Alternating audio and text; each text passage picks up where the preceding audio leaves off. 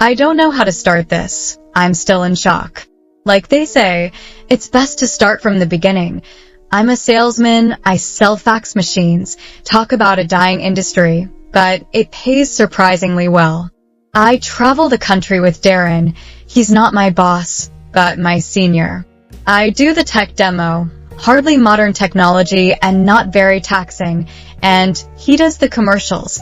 We live quite far away from each other, but as our meetings are usually London way, I pick him up and drive the remainder of the journey together. But yesterday we were late. I hated being late. There's nothing worse than a bad first impression. Presentation comes first. Always wear a suit and clean shoes. Darren said you can tell a lot about a person by how clean their shoes were.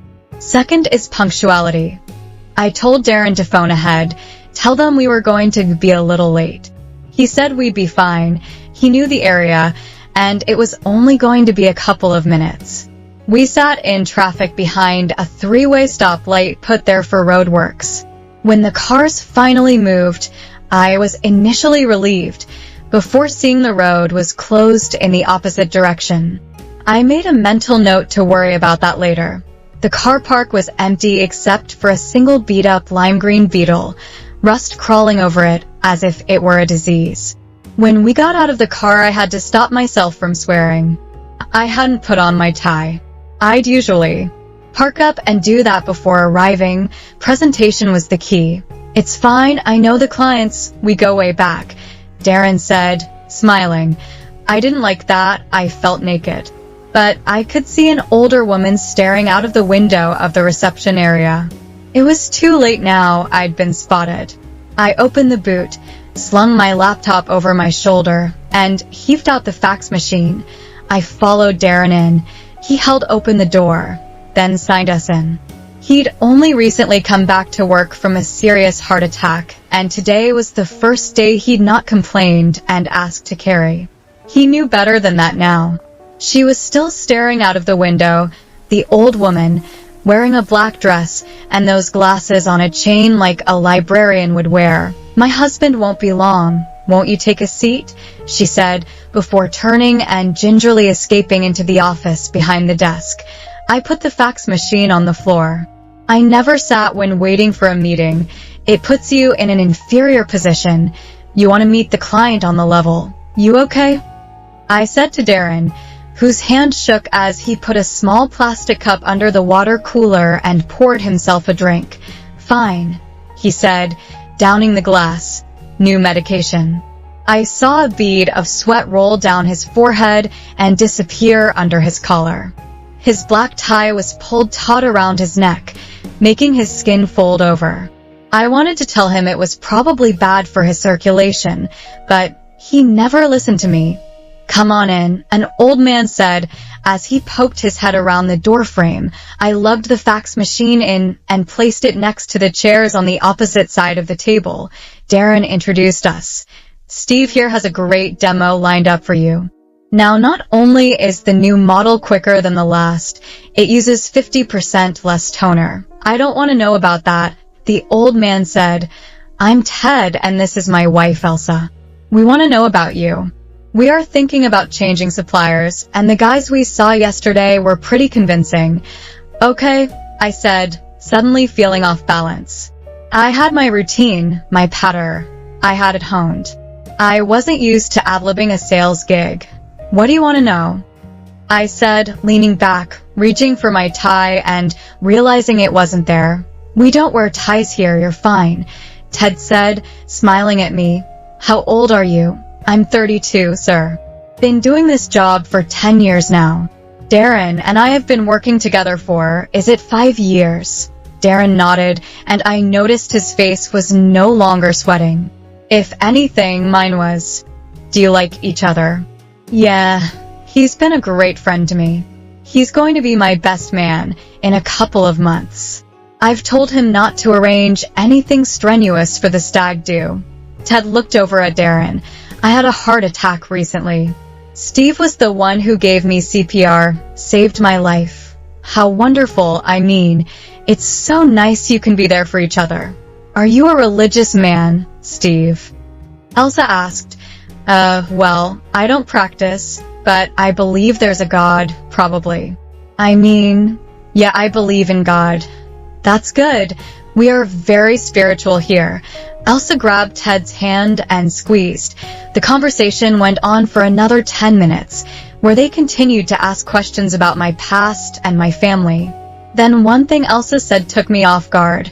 Have you ever killed a man? No, God, no. How do you know? I think I'd remember that, I said, reaching for my tie again. That damn thing had put me right off my game. Maybe not directly, but have you thought about an interaction you may have had, like letting a car out of a junction, only for that car to be involved in a crash later on? It's almost certain that you've caused the death of someone, just by interacting with them. I didn't know what to say. I looked towards Darren for an answer. He shrugged his shoulders, his eyes wide, and shook his head. I never thought about it, to be honest, ma'am. Elsa whispered into Ted's ear for a moment. We'll use you. Sorry to be so abrupt, but we have somewhere to be, Ted said, holding out his hand to shake mine. When we shook, I didn't say anything. I felt his tight grip, and the sweat from my hand transferred to his. I'll write up the paperwork and get it over to you in the morning, Darren said, as he stood up. Almost in a daze, I picked up the fax machine. Darren held the doors open and I placed it in the boot, along with my laptop. What the fuck was that? I said to Darren as I reversed out of the parking space. A sale. He said, they loved you. I knew they would. I'm very glad we do this together. But I didn't show them anything. You didn't have to. You sold yourself. That's half the job. Come on. You must have realized that before. From within, Ted and Elsa stared out of the window, their gazes vacant, but fixed on me. As we got to the junction, I saw the sign saying road closed. Damn it, I forgot about that. Give me a minute, I said, reaching for the GPS. It's okay, Darren said.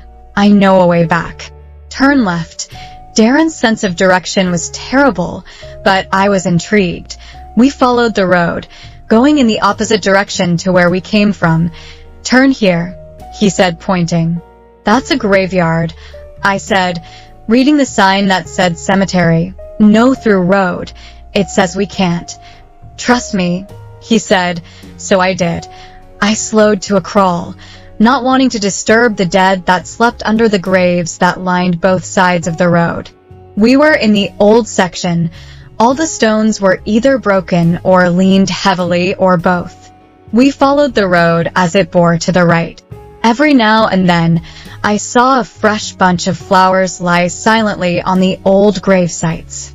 I wondered if the groundskeeper put them there, or distant relatives. I felt for the people who lay there forgotten.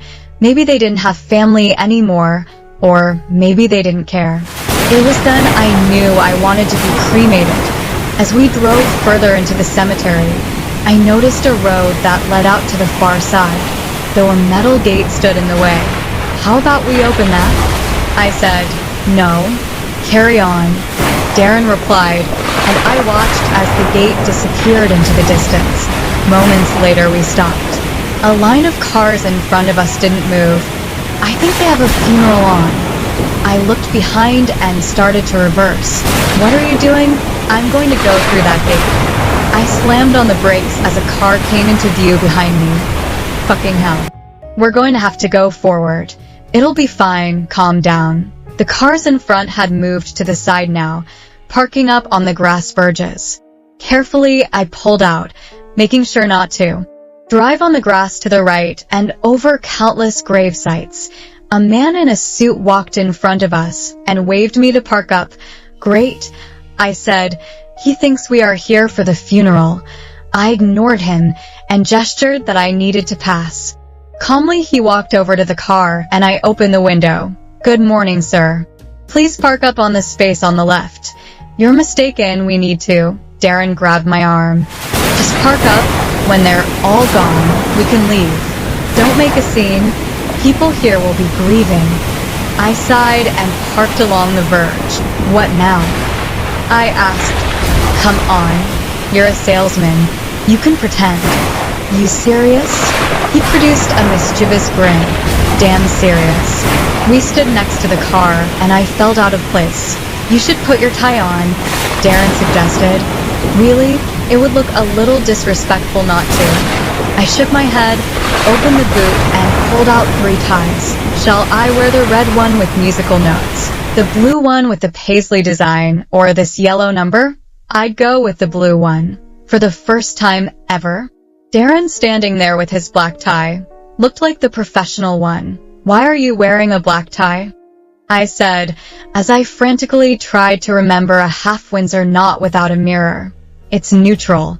You're only supposed to wear them to funerals or dinner parties. Well, I'm not out of place today, am I? We continued to stand next to the car as we watched all the mourners leave theirs. This isn't right, I said, clasping my hands in front of me, trying to become the character I was portraying. More cars arrived, and the line of vehicles grew. Look at all these graves, I said. How many do you think have been visited in the last 5 years or 30 years? Not many, I wouldn't have thought. I want to be cremated. I don't want to be forgotten. Make sure Susie knows. Me too. Yeah, I will. We stood in silence, seeing more people walk hand in hand towards the church. The man in the suit approached us. Please make your way. The ceremony will be starting soon. He placed his hand on my back and gently nudged me. Are we really doing this? It appears so, Darren said, and I could tell he was enjoying himself. What the fuck? Surely this is disrespectful? We are 2 more people come to mourn the loss of a fellow human being. How can that be disrespectful? We can't walk this way, I said, as we approached some graves. The thought of walking over someone's eternal resting place made me shudder. We cut across the grounds and joined the main path that led to the church. Do you think they dig up the graves when they run out of space? I'd hope not. Look how many there are. I did some mental arithmetic, trying to get a guesstimate of the number of plots throughout the grounds. There has to only be around 500 to 700 plots here. How many people must have died over the past 100 years? Thousands? They must do it. I bet there's a mass grave of all the people who didn't pay a lot.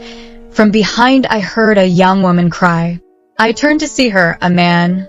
I assumed her spouse stared daggers at me. I'm sorry, I said.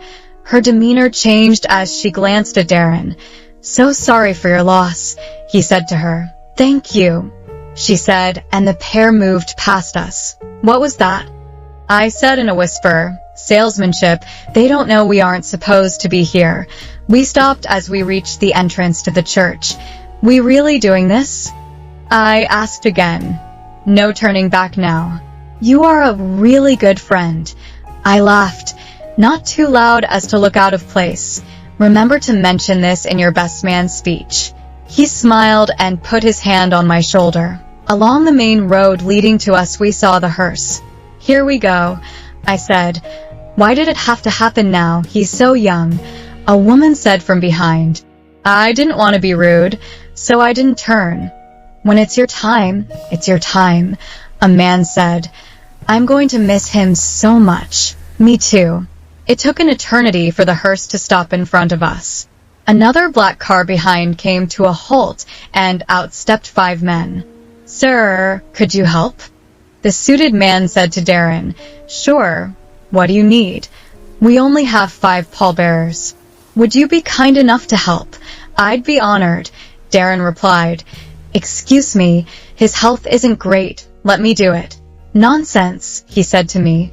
I'm fine now. The doctors told me. They never expected you to carry a coffin. He gave me a glare that said, shut the fuck up.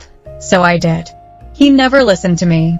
All I could think about was how I was going to tell our manager Darren had another heart attack carrying a coffin on the way back from our meeting.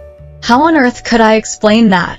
Thank you so much, the suited man said, and led him over to the hearse.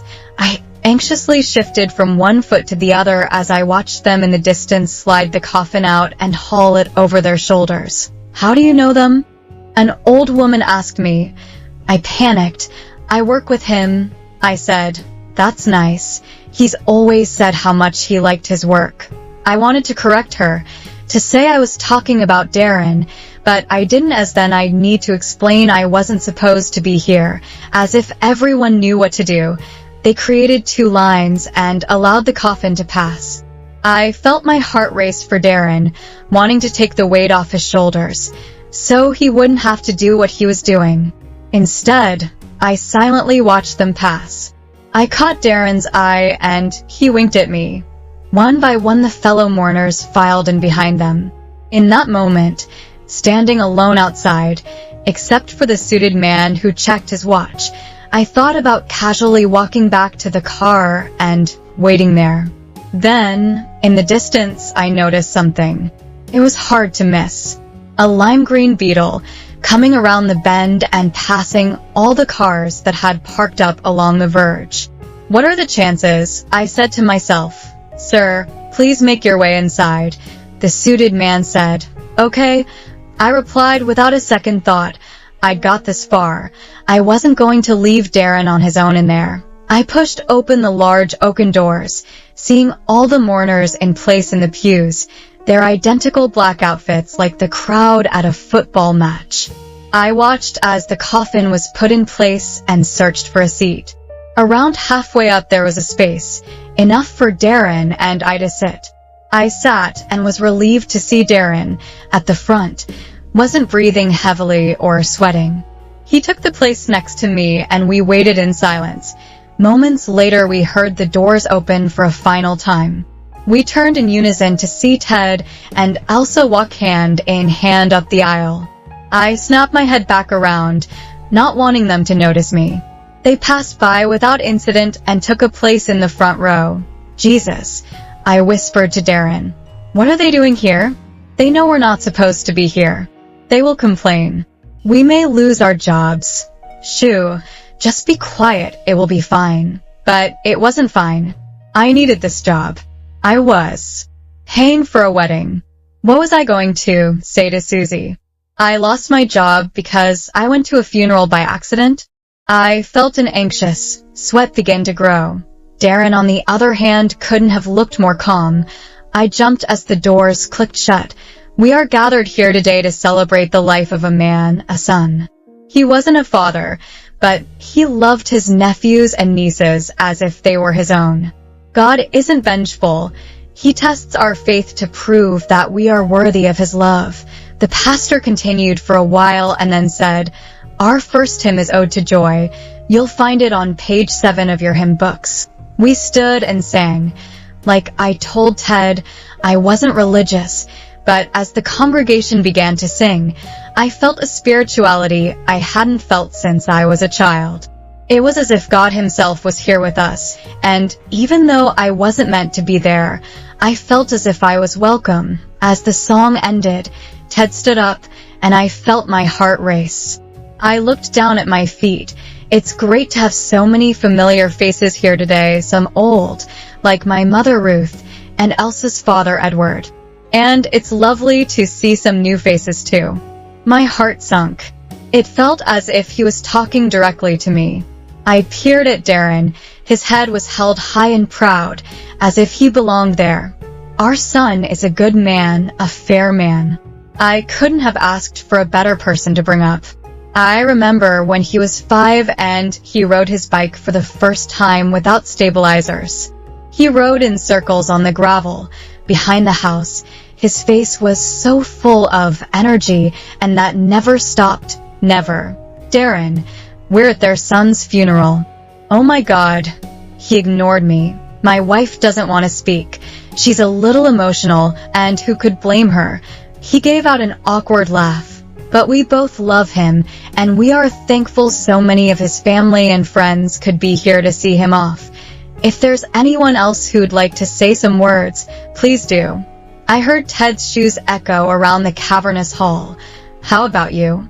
I squeezed my eyes shut and waited for someone to get up. When no one did, Darren nudged me. I looked up to see Ted stand in the aisle looking directly at me. He smiled and tilted his head back toward the altar. No, I can't do this, Darren. This is insane. There's no turning back now. If we lose the sale, we will lose our jobs. Without thinking, I found myself on my feet. Everyone stared at me. I don't know them. I don't even know their name.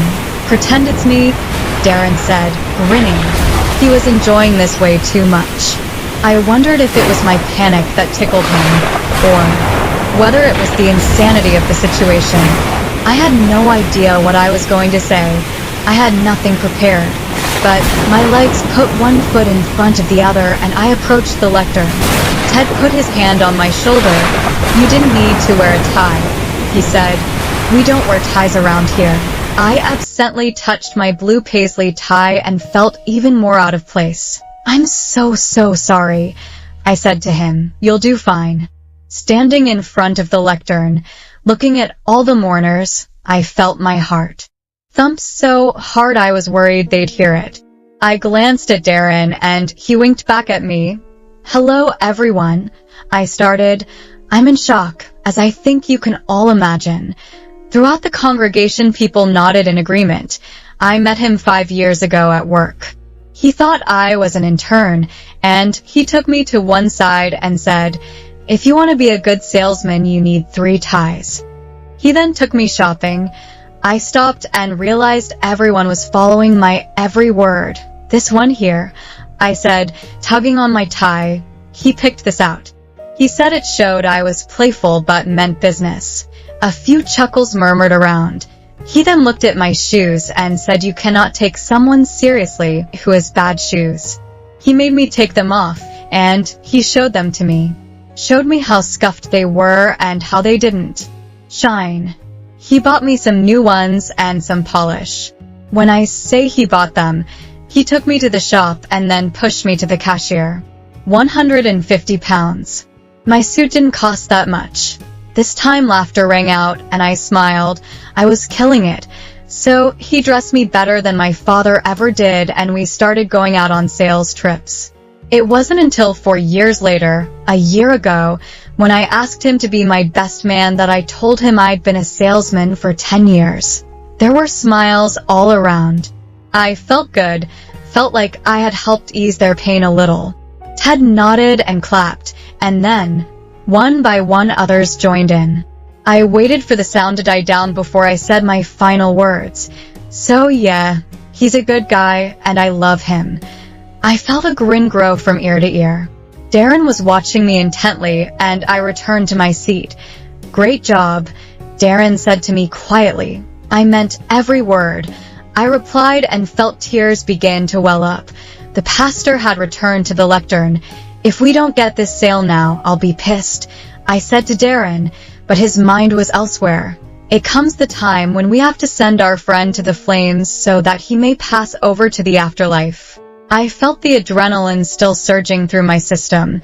"That sounds a little crazy," I said to Darren, nudging him, but still he was elsewhere. "It's time," the pastor said as he walked over to the coffin. The pallbearers got up and made their way over. Darren stood up. He was really into this. He walked over and stood next to the others. Ted was waiting next to the coffin. "I don't think I'm the only one who knows I'm going to miss you." Darren shook his hand. "I'll miss you too, Dad." I was numb. I watched as the pallbearers opened the coffin and helped Darren inside. "What's going on?" I shouted, and murmurs fluttered around the congregation. "It's okay," Darren mouthed to me. I got up and felt an arm pull me back. "Get off me," I said, pulling my hand away. As I got to the aisle, the suited man was in my way. "Let me through," I demanded. "I can't do that," he said, shaking his head. The pallbearers and Ted picked up the coffin and moved it to the back of the hall, to the conveyor belt that sat in front of the red velvet curtain. "Darren, what is this?" I shouted, but he couldn't hear me. By now other men had made their way over to me and held my arms. "Please don't make a scene," the suited man said. "What are you doing with him?" "It's his time," he said. "You cannot cremate him, he's alive. It's what he wanted." "This is insane." "Why is that?" "You're going to burn him alive," I said, pulling against the hands that held me gently but tightly. He wanted everyone he loved with him as he passed over. Is that a bad thing? Yes, it is, I said, suddenly confused and taken off guard. He only had weeks left to live. He wanted to go his way, not alone in his flat from a heart attack. I fought against my captors, but there were too many of them. I fought until the coffin disappeared behind the curtain. Then I fell to the floor, and the grips relented. I felt a hand on my shoulder. Thank you for coming, Stephen. He loved you very much, and it's obvious you loved him. The pastor announced. Our next hymn is Jerusalem on page 5. I can't remember how I ended up outside, but when I did, I stared at the smoke that rose from the back of the building. You did well, Steve, said a voice from behind. It was Ted. I wiped away the tears that didn't stop flowing. What do I tell my boss? Tell him you got the sale. We really want it. Darren has always looked after us. I don't care about the Goda sale. Darren, he was my best friend. And you were here with him. Did you see any of his other friends? I didn't. What do I tell them? Nothing. Say you dropped Darren off where you always do. We'll take care of the rest.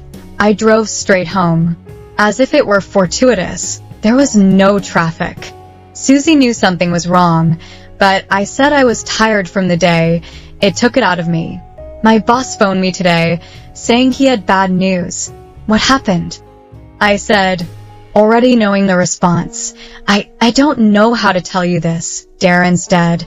I stayed silent to try and portray shock. He was driving with his parents. They have an old beat-up Beetle. You know how unreliable those things are. They found it burn out on the side of the motorway. What? I said, suddenly perked up. All 3 of them went up in flames. How sad. I was numb. I didn't know how to respond. His parents were in the car too. 3 bodies, well, bones. I don't know much more. I'm sorry to have to tell you that on a weekend. What thought you'd best know? Thanks, I replied solemnly. All I could think about was what Elsa asked me, that have I ever killed anyone? That it was almost certain that I've caused the death of someone, just by interacting with them. I wondered what would have happened if I told Darren no. Let me find the way home, though he would have never listened to me.